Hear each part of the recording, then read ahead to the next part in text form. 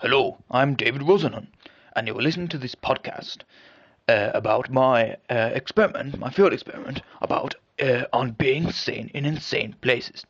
Now, I'm sure you've heard of it because I'm very famous, and this is a very famous experiment. So if you haven't, well, you should be ashamed.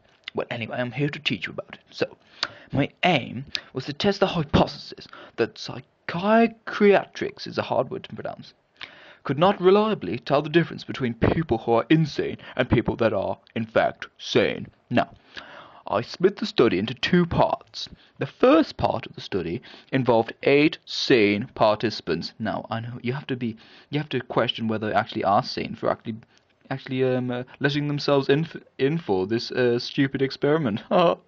Now, they attempted to get themselves into 12 different hospitals.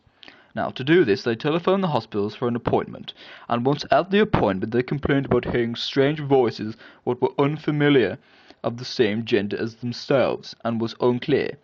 But the words were as follows: empty, hollow, and flood.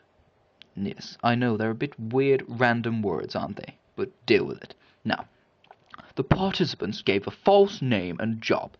However, the other details about themselves were true. After the participants were admitted to the psychiatric wards, they stopped simulating their abnormal behaviors in order to get out by convincing staff that they were in fact sane. Now, it's quite weird, isn't it, if you think about it? You're trying to act insane to actually get in, and then act normal to get back out. I'm just a genius. Now, the participants remained in hospital for 7 to 52 days, 19 days being the average. It's a long, long time to be in hospital. Their normal behaviors were often recorded by the nurses as aspects of their supposed illnesses, and normal behaviors were often misinterpreted by staff, even though the participants did not even have an illness. Stupid nurses. Anyway, the second part of my study, in 4 of the hospitals, the participants observed the behaviors of the staff towards patients and found that the patients were treated as though they were invisible. Naughty nurses. I do like a naughty nurse, though. Anyway, moving on swiftly, the results I found from this bit was the percentage making contact with patient. Now, I've got my results table here. Let me just read it off for you. The nurses, actually 88% of them didn't even look at them when they walked past. Now, if you're in a psychiatric ward, you at least want the nurse to look at you and check on you, but only 12% of them even looked at them. And that's just not right, I don't think.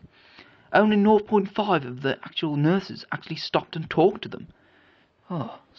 How can they judge that they're normal when they only like one of them actually talks to you? I find it really weird. Anyway, in conclusion, the results show a failure to detect sanity and that the psychiatrists... No, not psychiatrists, psychiatrics. No, I was right the first time. Psychiatrists cannot reliably tell the difference between people who are sane and insane. Mainly due to the fact that they don't pay attention to anything about what the actual patient's doing or anything like that. Oh, stupid nurses. Anyway, I've been David Rosen, and I'm out.